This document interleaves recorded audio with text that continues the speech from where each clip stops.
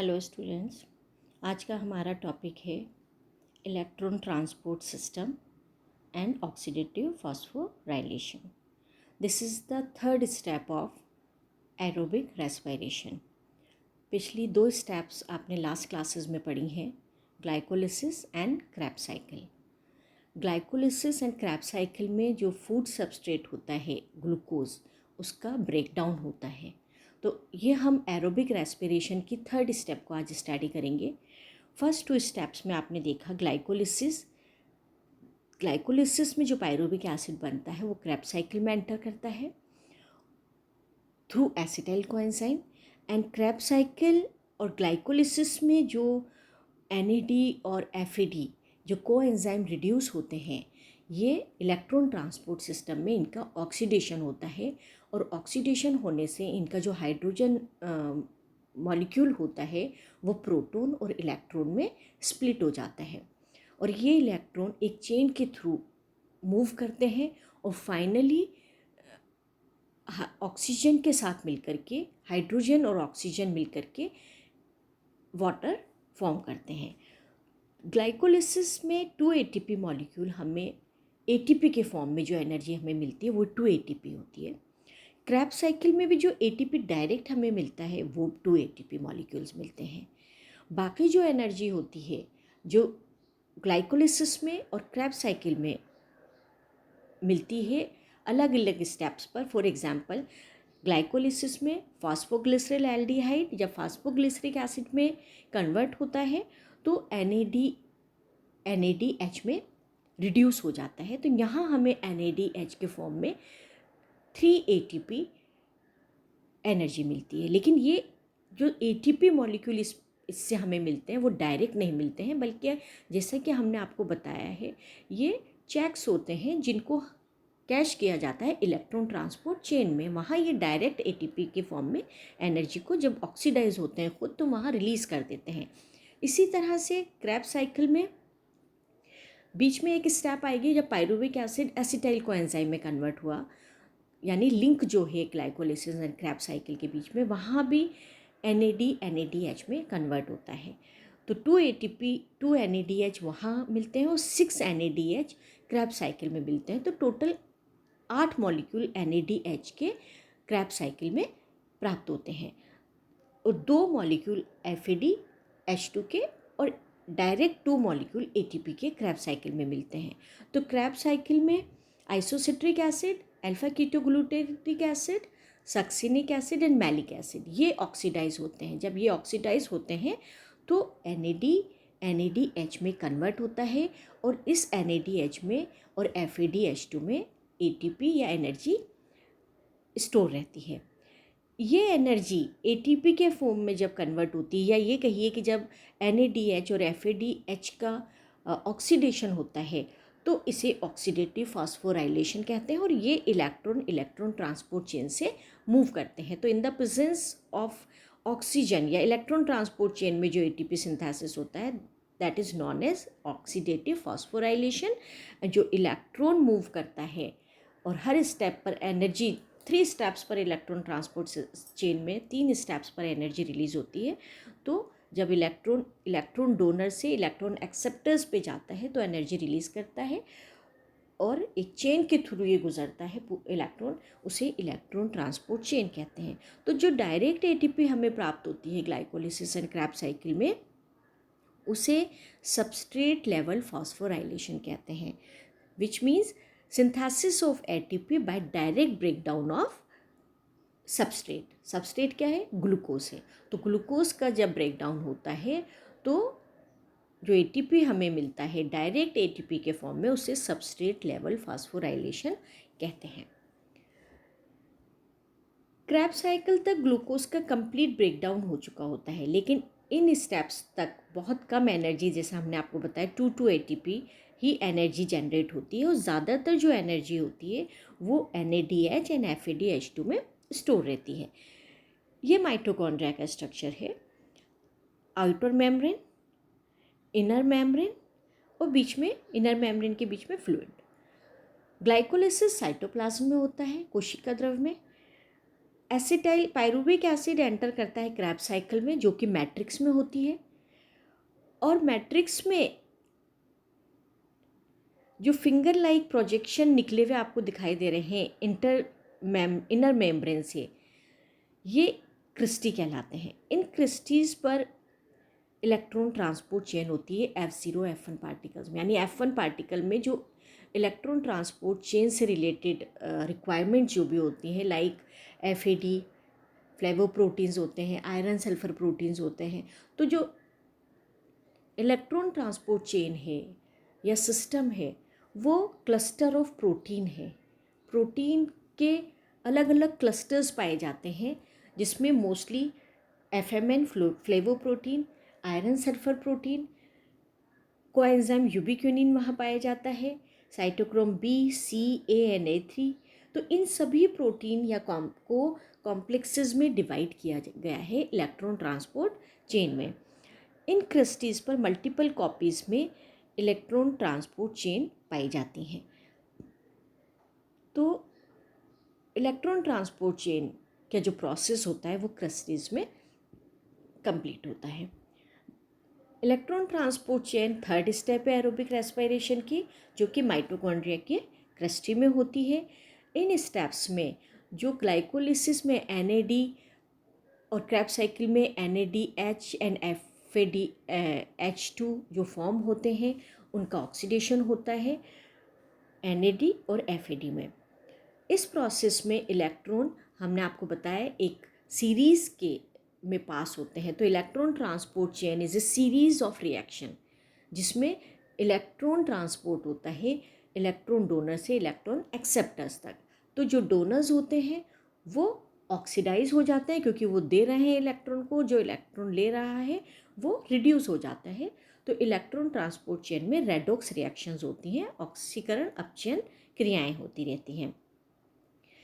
इस प्रोसेस में जैसा कि हमने आपको बताया, इलेक्ट्रॉन जो पास होता है वो बहुत सारे इलेक्ट्रॉन कैरियर्स के थ्रू पास होता है। For example coenzyme Q, ubiquinone, cytochrome B, C, A and A3 और ADP फाइनली इनऑर्गेनिक फॉस्फेट के साथ मिलकर ATP में कन्वर्ट हो जाता है। तो यहाँ पे ATP फॉर्म होती है इन the presence of oxygen, in the presence of protein के जो क्लस्टर्स होते हैं उनसे गुजरता हुआ एनर्जी जो रिलीज़ होती है वो ATP के फॉर्म में संचित हो जाती है। तो there are 4 protein complex, 1 2 3 4। This is complex 1, complex 2, complex 3 and complex 4। Complex 1 and complex 2 को जो कनेक्टिंग कोएंजाइम है दैट इज़ यूबिक्विनिन Q, क्योंकि NADH का जब ऑक्सीडेशन होता है तो वो फर्स्ट कॉम्प्लेक्स को अपना इलेक्ट्रॉन देता है, जबकि FADH2 का जब ऑक्सीडेशन होता है तो वो सेकंड कॉम्प्लेक्स को अपना इलेक्ट्रॉन देता है। यानी FADH2 फर्स्ट को बाईपास करता हुआ इलेक्ट्रॉन डायरेक्ट यूबिक्विनिन Q को देता है, जबकि जो फर्स्ट कॉम्प्लेक्स से इलेक्ट्रॉन आता है वो यूबिक्विनिन देन 3 नंबर पर जाता है, कॉम्प्लेक्स 3 पर, और जो 2 से आता है वो यूबिक्विनिन देन थर्ड कॉम्प्लेक्स को जाता है। थर्ड कॉम्प्लेक्स से साइटोक्रोम C जो कि कॉम्प्लेक्स का पार्ट नहीं होता है, वहाँ से गुजरता हुआ इलेक्ट्रॉन कॉम्प्लेक्स 4 में आता है, और कॉम्प्लेक्स 4 से इलेक्ट्रॉन यहाँ प्रोटॉन्स की प्रेजेंस में और ऑक्सीजन की प्रेजेंस में वाटर मॉलिक्यूल फॉर्म करते हैं। तो यहाँ आप देखिए फाइनली ऑक्सीजन की ज़रूरत हो रही है, इसीलिए इसको एरोबिक रेस्पिरेशन कहा जाता है इन the presence of oxygen. Mitochondrial matrix अंदर वाला पार्ट है, mitochondrial matrix, inner mitochondrial membrane ये वाली, और माइटोकॉन्ड्रियल इनर माइटोकॉन्ड्रियल मेम्ब्रेन के बाहर आउटर मेम्ब्रेन होगी, और आउटर मेम्ब्रेन और इनर मेम्ब्रेन के बीच का जो पार्ट है that is inter membrane space. यानी दोनों जो मेम्ब्रेन्स हैं, आउटर मेम्ब्रेन और इनर मेम्ब्रेन के जो बीच का पार्ट है that is inter membrane space. 4 complexes NAD dehydrogenase, second complex को बोलते हैं succinate dehydrogenase, third complex is known as cytochrome BC1 complex and fourth complex is known as cytochrome A3 complex या cytochrome oxidase redox complex. Complex 1 में FMN flavoprotein जो होता है flavoprotein mononucleotide होता है, फ्लेविन मोनोन्यूक्लियोटाइड, ये और आयरन सल्फर प्रोटीन पाया जाता है कॉम्प्लेक्स 1 में, जिसे हम NADH डिहाइड्रोजिनेज कॉम्प्लेक्स कह रहे हैं। इनमें हाइड्रोजन आयन ग्रेडियंट बनता है कब? जब NADH अपना हाइड्रोजन कॉम्प्लेक्स 1 को देता है, तो ये कॉम्प्लेक्स 1 इलेक्ट्रॉन को तो ग्रहण करता है, लेकिन हाइड्रोजन को इंटर मेम्ब्रेन स्पेस में हाइड्रोजन आयन को पंप कर देता है। इस कॉम्प्लेक्स में NADH डिहाइड्रोजिनेज एंजाइम की प्रेजेंस में 2 electrons are removed from the NADH and transferred to a lipid soluble carrier ubiquinone. जैसा कि हमने आपको बताया कि इलेक्ट्रॉन फर्स्ट कॉम्प्लेक्स में जाता है और उसके बाद यूबिक्विनिन Q द्वारा ग्रहण कर लिया जाता है। सेकंड कॉम्प्लेक्स इसके आगे FADH2 जो का डायरेक्टली जो ऑक्सीडेशन होगा वो सेकंड कॉम्प्लेक्स पे होगा।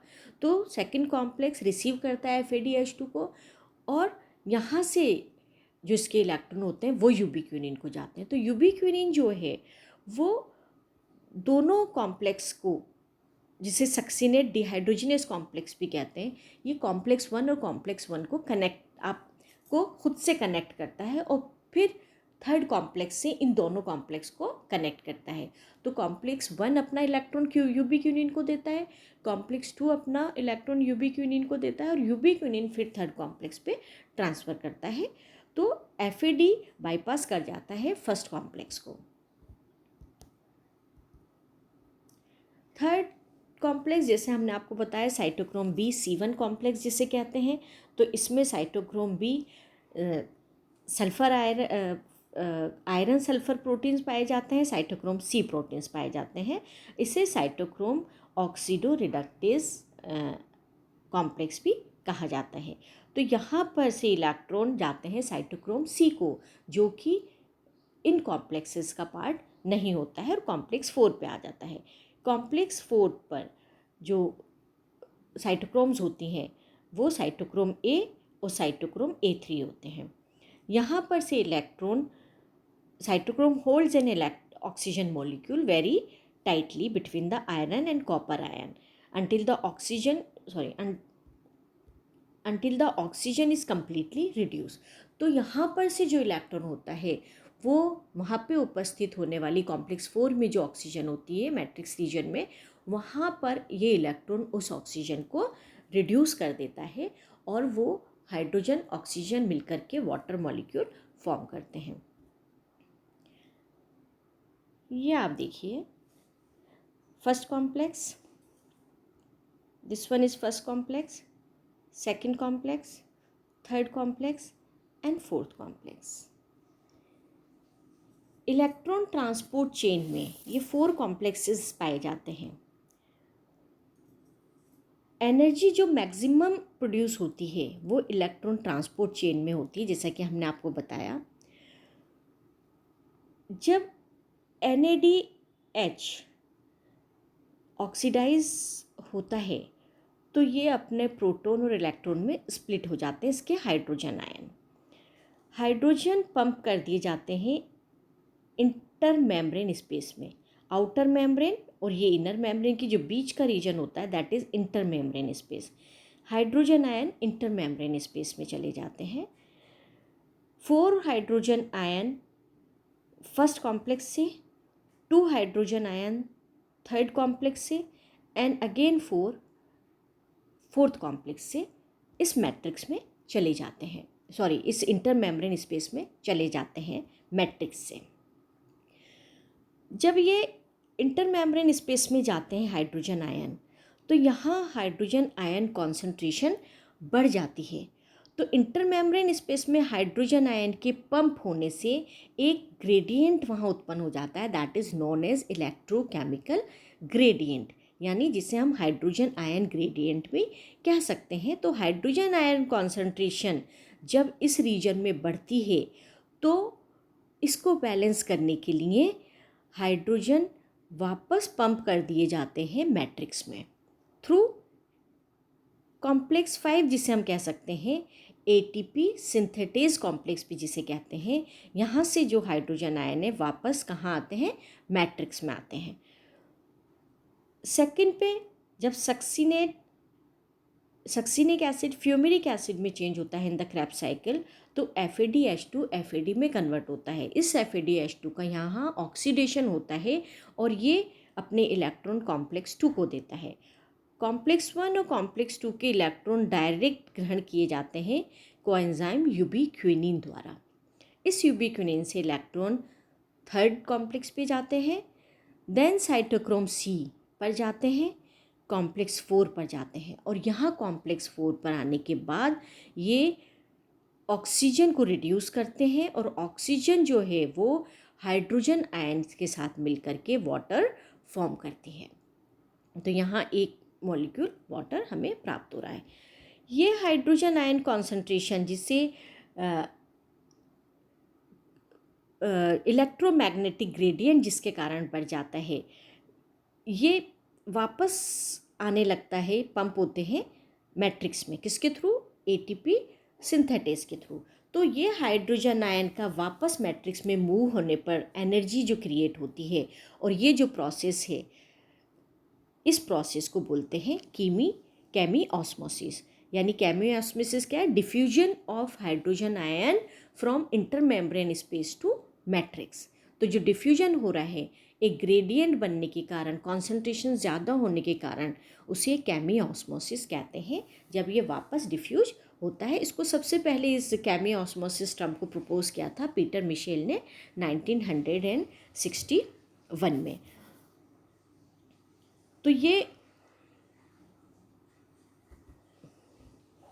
देखिए, oxidative phosphorylation is the metabolic pathway in which electron are transform from electron donor to electron acceptors in redox reaction.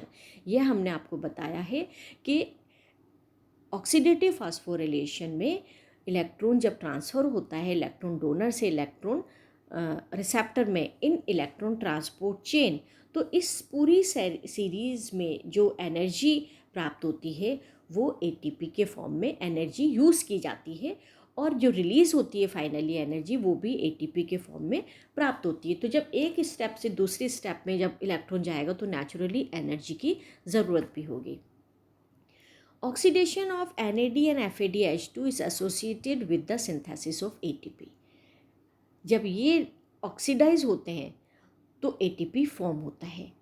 Oxidation of 1 NADH 3 ATP molecules हमें प्राप्त होते हैं, ये हमने आपको पिछली क्लासेस में बताया, और FADH2 से 2 ATP मॉलिक्यूल्स हमें प्राप्त होते हैं। हाइड्रोजन आयन और electrons of reduced NADH and FADH2 are accepted by the oxygen to form a molecule of water. It is called terminal oxidation. यानी फाइनली जो इलेक्ट्रॉन है वो रिड्यूस करता है ऑक्सीजन को और वहाँ हाइड्रोजन के साथ मिलकर के वाटर फॉर्म होती है। तो ये फाइनली जो है वो टर्मिनल ऑक्सीडेशन कहलाता है, यानी वहाँ जा कर के कंप्लीट हो जाती है electron transport chain. Total gain of ATP at the end of complete oxidation of one molecule of glucose is equal to 38 ATPs. 3 steps पर एनर्जी रिलीज होती है, कॉम्प्लेक्स 1 में, कॉम्प्लेक्स 3 से, यहाँ देखिए सेकेंड स्टेप जहाँ पर ATP, और थर्ड साइट ऑफ ATP। तो 3 स्टेप्स पर इलेक्ट्रॉन ट्रांसपोर्ट चेन में ATP रिलीज होती है। केमी ऑस्मोसिस जैसे हमने आपको बताया कि जब hydrogen ion concentration intermembrane space में बढ़ जाती है या एक ग्रेडियंट वहाँ पे उत्पन्न हो जाता है जिसे प्रोटॉन मोटिव फोर्स भी हम कह सकते हैं, ये जब वहाँ लगने लगता है ये फोर्स, तो इलेक्ट्रॉन वापस मैट्रिक्स में मूव होते हैं या पंप कर दिए जाते हैं। तो मैट्रिक्स में जब इलेक्ट्रॉन वापस आते हैं या डिफ्यूजन जब हाइड्रोजन आयन का मैट्रिक्स में होता है तो उसे केमी ऑस्मोसिस कहते हैं। The proton motive force will cause hydrogen ions to move down their electrochemical gradient and diffuse back into the matrix. ठीक है, वापस मैट्रिक्स में आ जाता है और इस प्रोसेस को केमी ऑस्मोसिस कहते हैं। Hydrogen ion returns to the matrix via the transmembrane enzyme ATP synthetase. जैसा कि हमने आपको बताया कि कॉम्प्लेक्स 4 के लास्ट में एक कॉम्प्लेक्स जिसे हम कॉम्प्लेक्स 5 भी कह सकते हैं या एटीपी सिंथेटेज कॉम्प्लेक्स कहते हैं, इनके थ्रू हाइड्रोजन वापस आता है मैट्रिक्स में, और यहाँ पर एटीपी सिंथेटेज एडीपी और इनऑर्गेनिक फॉस्फेट से एटीपी का फॉर्मेशन करते हैं इन the presence of enzyme ATP synthetase.